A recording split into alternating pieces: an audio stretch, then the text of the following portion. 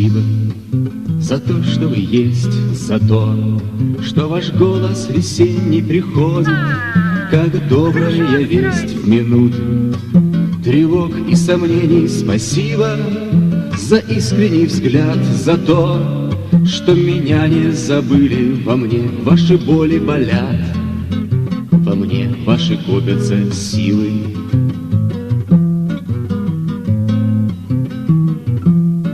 Спасибо за то, что вы есть сквозь все расставания и сроки. Какие-то скрытые токи вдруг снова напомнят: вы здесь, на земле и повсюду. Я слышу ваш голос и смех, вхожу в нашу дружбу, как в чудо, и радуюсь чуду при всех.